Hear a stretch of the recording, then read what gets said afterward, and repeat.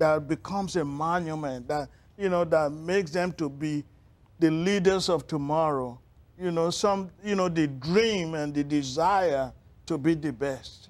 I can see why that is really, really true. Yeah. That because those are the key things. We're not even talking about math or science or social studies or English language arts or specials. We're really not talking about that, because all that is content, is academics, right? But without the two key things that both of you just shared, Correct, as challenges that the Holy Spirit dwelling in you has helped overcome, the math, the science, the social studies, the English language arts, the music, and the technology will not happen, because the mindset is the key thing.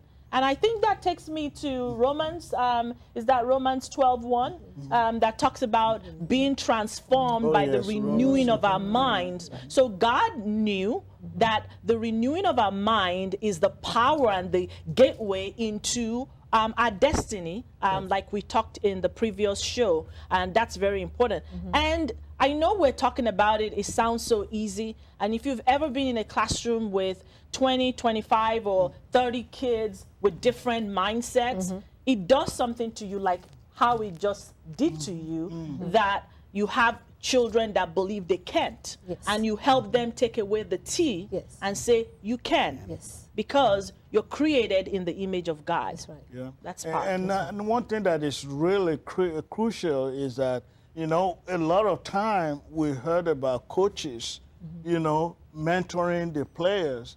And then, when the players get drafted, and then the coaches get all those acclamations. But what we don't hear a lot of are those things that you're sharing with us now. Not every child can be a basketball player, a football player. It's just even a fraction. Because not even all those ones that play in high school gets to get a scholarship to go to college. Not all those ones that go to college to play college football get drafted.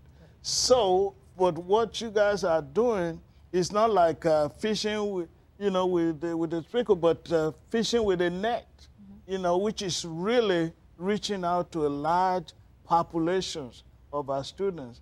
Thank you so much for what you do. And thank you all those Christian administrators and teachers out there for what you do. And we really do appreciate what you're doing. And we notice what you're doing. Keep doing what you're doing. And the Lord will continue to support you and continue to embrace you. Amen. Amen. May I share something? Yes.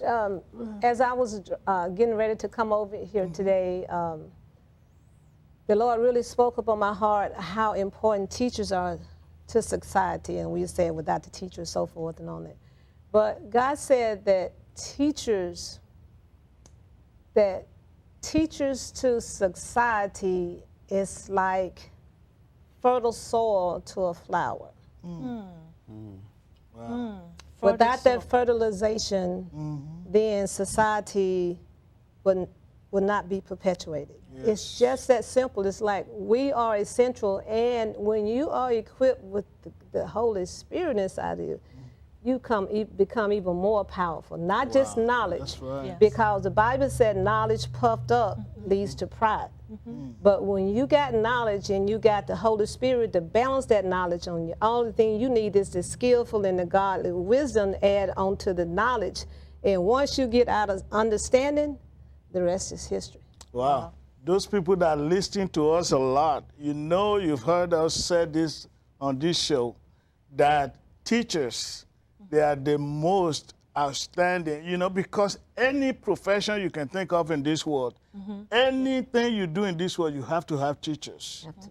Whatever you want to become, you have to have teachers teaching you and giving you instructions. So you want to go to the next question? Yes, I do. We're just having so many great interactions and discussion. And I know that the same way that, we had this huge awareness of the greatest challenge of mindset, I know others are catching that too. And now they're seeing why it's important to pray for our teachers, to pray for our principals, to pray for our superintendent, to pray for our students, to pray for our staff, our janitorial, cafeteria, everyone. It's important because they have a huge challenge. You know with that. what? You are perfectly right. You know what my wife just said, and that is something that I'm just so excited because when we talk about teachers, I'm always excited about teachers, administrators, and stuff, and most importantly, parental involvement. Yes. You know, because even though I've never taught before in my life, I've never been an educator, but my wife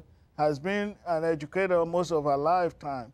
And I know that as educators, sometimes, you know, for parents, when they have issues with the students and they approach the parents, sometimes the parents come up on the wrong side and don't give the cooperation that is needed. Just, I understand we want to protect our children, but at the same time, when you have teachers and administrators like the guests we have today, and you have them in your institutions, you know that they have the best interests of your children in mind. And they want the best for your children, and they need your support. And so that leads me to the next question.